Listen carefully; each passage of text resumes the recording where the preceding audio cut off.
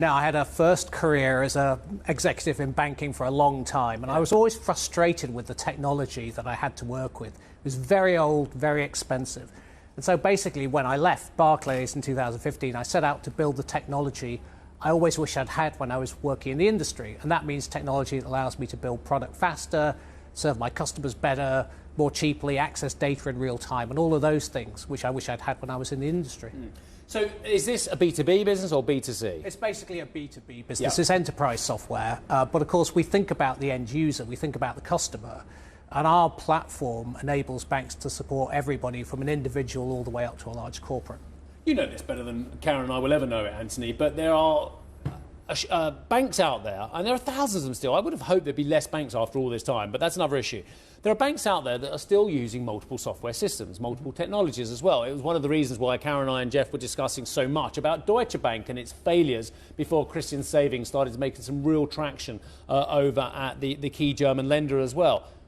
So you're saying, from what I think you're saying, is actually we're still stuck with very archaic technology systems, despite what we hoped for was a revolution in the behind-the-scenes, under-the-bonnet technology. Absolutely. I mean, I always describe banks as museums of technology because, you know, they have every generation of hardware and software inside the bank. And there's a fundamental reason for that. If you think about the industry from deregulation in the late 80s until certainly the crisis of 2008, banks were very much revenue driven. So they never really thought about technology. They never thought about operations, the middle office and the back office. This was always seen as a bit sort of blue collar and low rent. And so every time somebody came up with a new idea for a product or a new trading desk, somebody set up another set of technology in the back office. And so you get this compounding effect.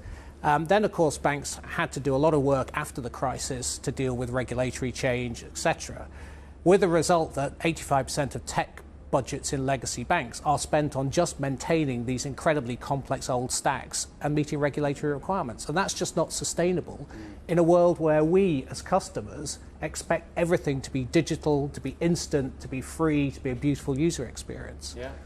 Everything we used to talk to you about in the past has also seemingly come back in recent times in banking culture. We've seen the implosion of a couple of banks stateside. Arguably, Greed was also at the forefront around some of the very aggressive sales targets at First Republic. Regulatory issues, we're going to see more regulation potentially in the sector. At the same time, we're talking about the future and how you bring innovation into the mix. Does what you're talking about now and potentially generative AI may be coming into the equation as well, does that tackle the culture problems we've had in the past that seemingly haven't been addressed, and does it tackle future regulation? Yeah, and just want to emphasise here, I'm speaking in an entirely personal capacity, but firstly, I think this fundamental technology issue has moved from being a sort of back office tech issue to right at the fore of CEOs and boards' concerns. It's now a strategic issue. It's about how do we compete, how are we economically effective, and frankly, how do we control our bank? Because if we don't know what's going on, if we can't look at the data in real time, then how can we know that we're acting in the right way? I think what we've seen, particularly in the last few months, is a sort of challenge to the financial system, which is fundamentally different to the one we saw in 2008. 2008 was about credit. This is really about asset and liability mismatch, which was caused by interest rates going up at a pace that people didn't expect.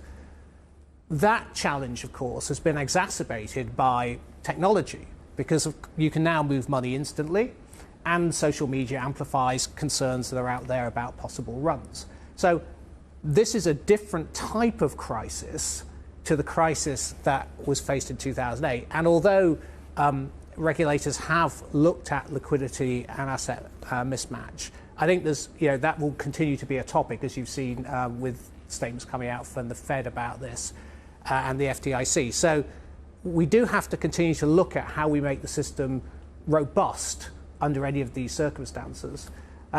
Regarding culture, I mean, culture is always with us. As I say, you know, you've got a culture, you can choose to manage it or not manage it.